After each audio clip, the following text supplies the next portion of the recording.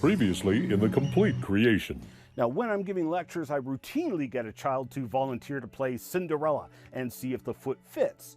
Obviously, it does, and remarkably so.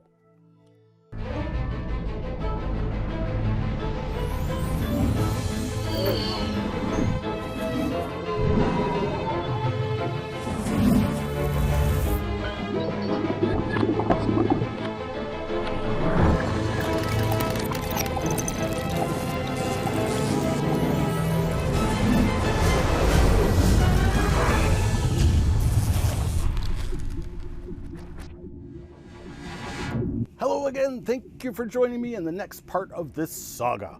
This exhaustive look at creation, evolution, science, philosophy, and the Bible. I've spent the past few lectures expounding on the profound evidence and implications of dinosaurs and humans living at the same time. I started off with the fossil human footprints found amongst the world-famous Paluxy River dinosaur trackways. I closed off the last lecture introducing this one fossil human footprint, which was removed from the riverbed in the 1950s. Because this footprint was one in a trail of footprints, and future researchers had no idea that someone had removed a track from the limestone ledge, the missing track led to a lot of confusion and misidentification of nearby depressions as fossil human footprints. Now, you remember those strange dinosaur tracks that appeared to be from some web-footed dinosaur we saw on the Taylor Trail? I also showed you this example from the park ledge, but I didn't tell you where it was previously because you would not have known. But here it is, right beside the hole left behind from where the Willett track was removed. So the next time you're at Creation Evidence Museum and you are looking at the Willett track with your own two eyeballs, look closely. There is a secondary track identical to those strange web-footed dinosaur tracks going sideways in the slab. The dinosaur evidently walked first, and then the human happened to step on top of the dinosaur track. It would appear this is why the ball portion of the foot is so deep. The mud was compressed by a track prior to the human stepping there. So the ball of the human's foot landed in the depression of the dinosaur track. So these strange dinosaur tracks are evidently pretty common in the Paluxy. But let's take a quick look at the trail of footprints. I'll call the Willett Trail. There's still 3 tracks in the trail that you can go and see today. So researchers would follow the left-right-left pattern expected in a trail of human footprints and conclude that somewhere in the area marked by the box, there should be a right footprint. It was originally here, but it's been removed and no one knew this. However, immediately beside where the human footprint was one of these strange web-footed dinosaurs. And so historically, you'll see multiple people mark this dinosaur track as a human track because the dinosaur toe impressions aren't clear because of the apparent webbing between the toes. In fact, the entire track itself is pretty shallow, but it is an actual fossil footprint with displaced mud, so I can see how someone could misinterpret this track as a human footprint, especially because it was in the vicinity of where you would expect to see the next step in a trail of fossil human footprints. Other people had marked this strange depression as the next footprint in the trail, and there may have actually been fossil footprints there, I don't know. I'm going by people's drawings from the 70s and 80s, but I can say that after decades of erosion, if there was some fossil footprints in that trough, then I could no longer see any details of fossil footprints. Going ahead of the Willett track, you can still see the next step in the trail, a left foot, which to this day still has pretty prominent impressions left behind of that all-important big toe and the second toe. You should go and play Cinderella and place your own foot in there to see just how good a fit it really is. This track is about 5 feet ahead of where the Willet track was. So now let's follow that approximate stride, and 5 feet ahead of that left footprint is a vague but discernible right footprint. Once again, if you play Cinderella and place your foot in the footprint, you'll see how dramatically a vague footprint suddenly becomes a really nice one. One of the more important features of this particular track is the prominent displaced mud surrounding the footprint. This is called the expulsion rim, and it's simply caused by the foot of the person or animal stepping into the mud and the mud getting displaced around the perimeter of the foot.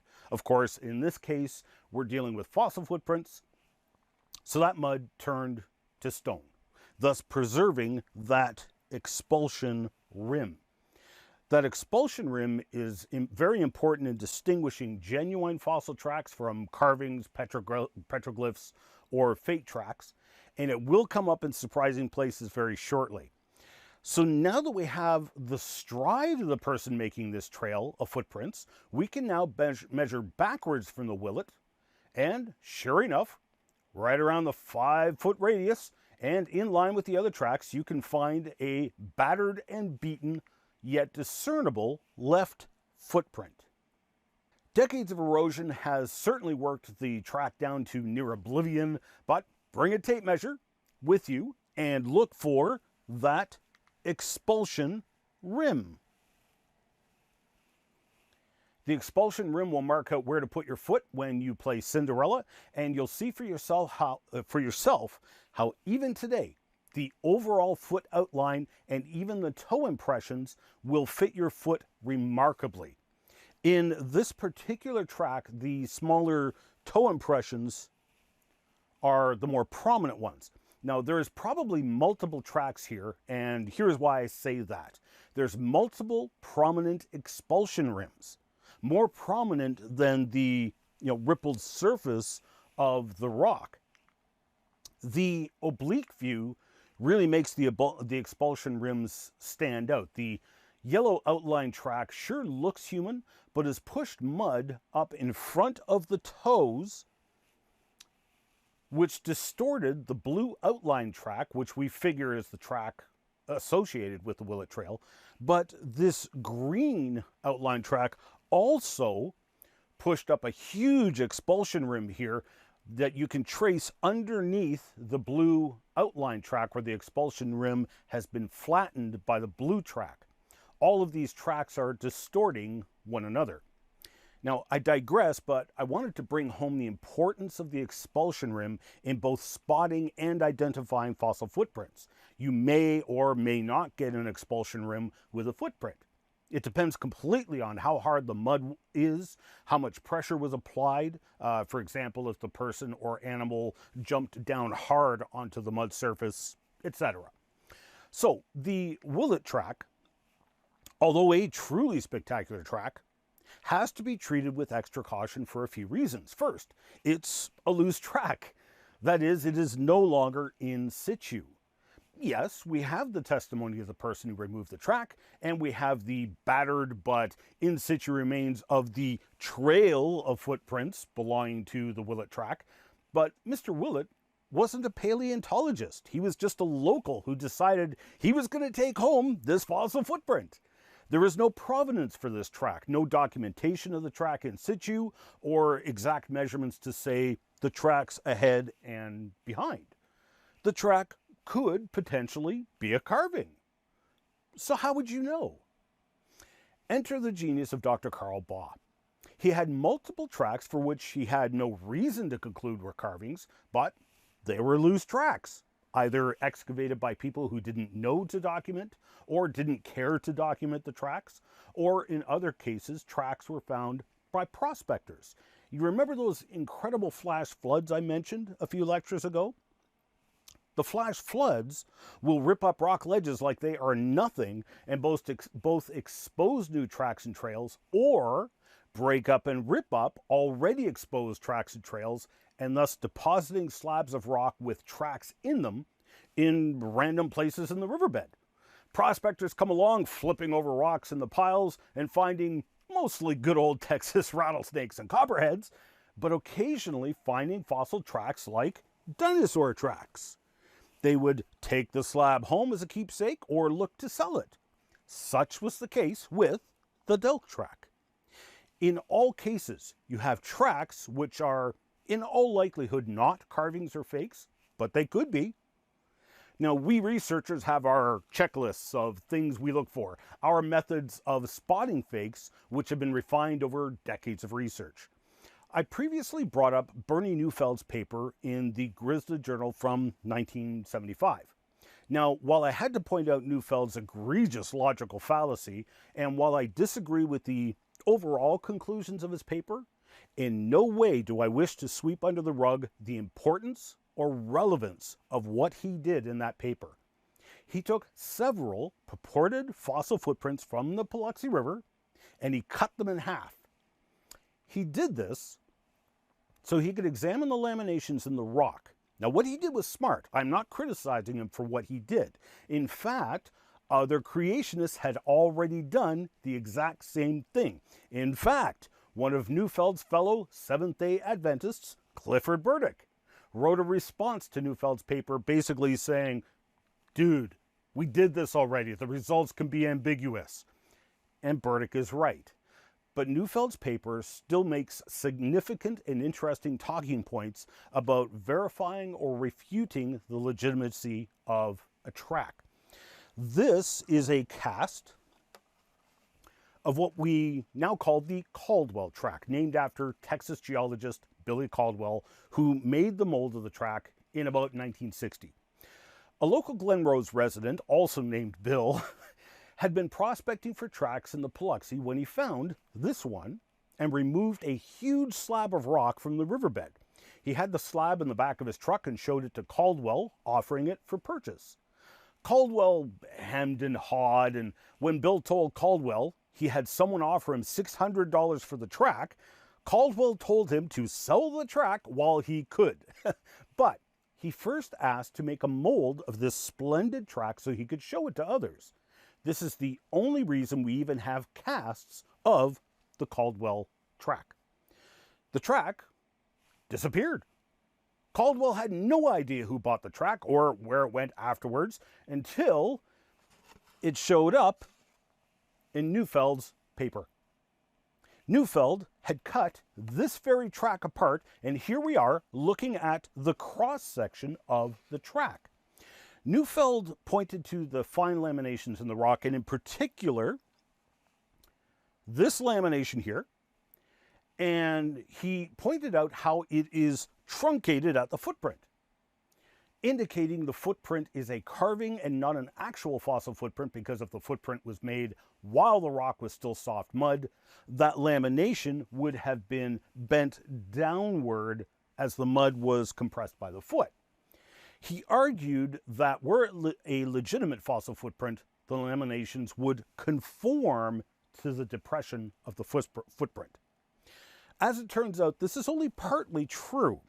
Now here you can see Professor M.E. Clark looking at the cross-section of a fossil dinosaur track in situ in a ledge in the Paluxy River. So that depression right there is actually a dinosaur track. The ledge has been broken off, revealing the cross-section of the rock through the dinosaur track.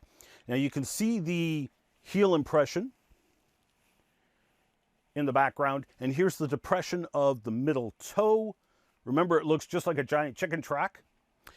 The laminations go all in the rock, they go all over the place. And in fact, here's a series of laminations conforming to each other, but anti-conforming to the dinosaur track. They actually bend in the opposite direction, and an entire group of laminations are truncated by the dinosaur track. This is a genuine in situ dinosaur track. Obviously, non-conforming or even anti-conforming laminations in the rock do not indicate that a track is a carving. But let's go back to Neufeld's cross-section photo of the Caldwell track again for a second. This truncated lamination does not demonstrate the footprint as a carving, but it doesn't affirm it's a genuine fossil footprint either. However, look at this lamination. I would contend that that lamination is conforming to the compression contours of the foot, namely arcing upward parallel to the arch of the foot and downward at the sides of the foot where you would have the most compression because you have the expulsion adding pressure to the mud at the sides of the track. But let's take a quick look at two other tracks, both named after Clifford Burdick. The tracks were originally found in a storm, were actually the tracks that led Roland T. Byrd to head to the Paluxy River to excavate his now world-famous dinosaur trail, still on exhibit in the American Museum of Natural History. You can see that both the man track and the cat track have been sectioned multiple times. And yes, that is a big kitty. It probably stood, about 6 feet tall or 2 meters at the shoulders. Nice kitty, meow. But gigantism in the fossil record is commonplace. So the giant size actually lines up with what we find elsewhere in the fossil record. Now let's take a look at the cross-section of the Burdick man track, the kind courtesies of Dr. Don Patton on his excellent website that you need to visit. Here's the cut across the heel, and the compression of the sediments is visible. This photograph was taken under black light, and this is the big toe depression. You can see clear distortions in the rock conforming to the depressions. So we can conclude that the Burdick man track is a genuine fossil footprint. From all of these factors, we have learned several things. The presence of distorted laminations in the rock conforming to the track do demonstrate that the track is genuine. But the lack of distorted and conforming laminations does not demonstrate the track is a carving. As we saw with the in situ dinosaur track, even truncated and dramatically anti-conforming laminations can be seen in genuine fossil footprints. Now let's take a look at the Burdick cat track cross-section. This particular cut right across the paw, clear as day, you can see conforming distortions of the internal structures of the rock, distorted while the sediments were still soft mud stepped in by a really big kitty cat. Cat tracks found amongst dinosaur tracks is just as damning to the evolution myth as finding human footprints. However, all of this cutting of tracks is damaging to the fossils, literally removing material from the fossils. And then after that, sometimes you only get ambiguous results. So, with necessity being the mother of innovation, Dr. Baugh had a bunch of loose slab fossils which he had every reason to believe were genuine fossil tracks, but how to verify their authenticity without damaging the tracks? He was looking for non-destructive testing, to be able to peer inside the rock somehow without cutting it. Some of you might already see where I'm going with this. There's several technologies now that allow you to do this, some of which you will undoubtedly already be familiar with, such as MRI, CT scanning, and X-rays. As it turns out, the more he thought about it, the more that X-rays made sense as they pinpointed exactly what he was looking for. Let me explain. This is a cast of some fossil footprints from Carboniferous rocks in Berea, Kentucky. These were the very tracks that led to that now infamous quote that if these were genuine human footprints, geologists would quit their jobs and take up truck driving. Professor Burroughs was studying the track site in the 1930s and brought in an artist to evaluate the dozens of alleged fossil footprints and give an opinion as to whether or not they were carvings. This artist did something unusual. He hauled out a magnifying glass and literally counted grains of sand both within the footprint and the surrounding host rock surface. He noted that within the footprint, it had compressed the sand grains closer together. Now, of course, this makes sense when you think about it, but there is a significant point to be discovered here. If the grains of sand are closer together, there is more grains of sand per cubic centimeter, which means the density of the rock is also higher. X-rays are invisible rays that pass through pretty much anything, but materials that are more dense block X-rays sooner than less dense materials. When you see an X-ray, you are looking at a negative image originally made on film. X-ray images or X-rays pass through your flesh with tremendous ease, but your bones block more X-rays. So the X-rays would expose the film, turning it black. If fewer X-rays make it to the film stays clear. We backlight it, so more dense materials show up as white light, whereas less dense materials show up progressively blacker and blacker. So if we are looking to see density variations in rock caused by a footprint when it was made in still soft mud, X-rays are ideal and non-destructive. CT scans are three-dimensional X-rays. So Dr. Baugh experimented with CT scanning technology first with the Glen Rose Medical Center, who were very kind in helping out. Now, we've refined the process over the years, and X-rays and CT scans have been used by many researchers over the years for fossils, but we're not aware of anybody else who has been using them to study fossil footprints. Let's take a look at the Dulk Track. This slab did not have any provenance. It was found loose in the riverbed by Alvis Dulk many years ago, and we're pretty sure we know where it came from, but the location is sadly not available for excavation. So just like cutting the track with a saw and looking at the edge of the rock, we're going to do just that without ever cutting the rock. Even better yet, we're going to cut it into hundreds of slivers and look at each sliver.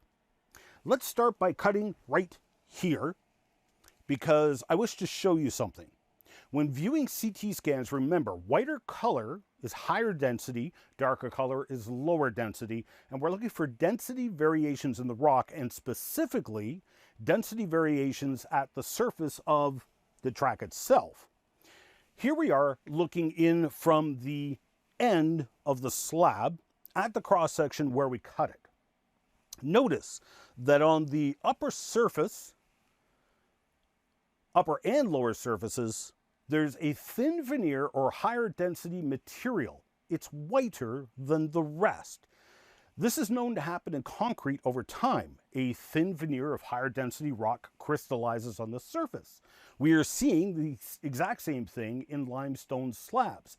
And that thin, higher density veneer becomes important because if the footprint is carved in that rock, then the carver will wind up cutting through that thin veneer.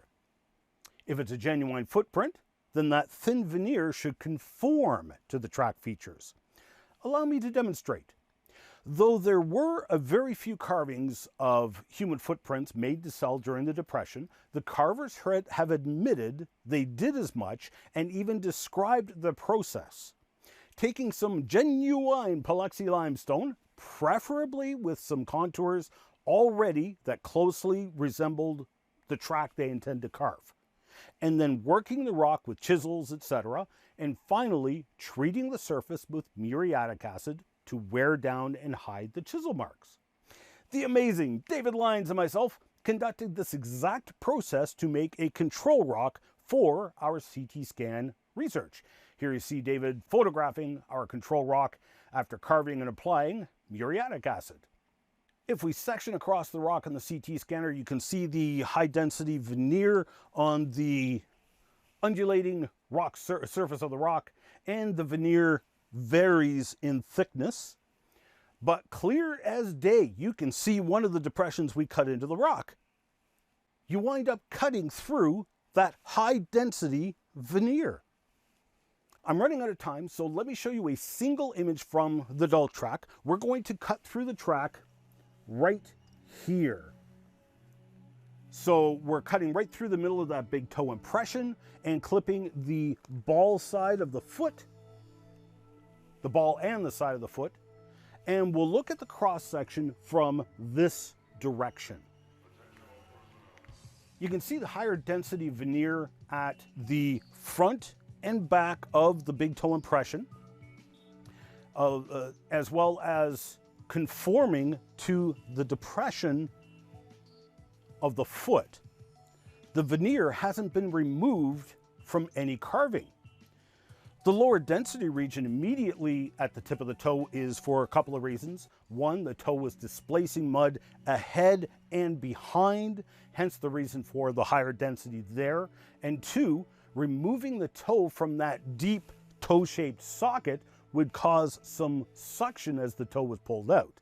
Thus, this would lead to lower density, and you will see this effect come up pretty often in studying these CT scans.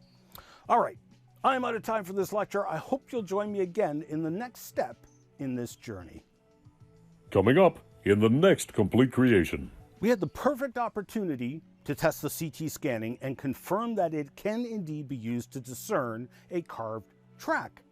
Looking at the side profile of the track, it is quite obvious that the hard superficial veneer is gone except for here, here, and here.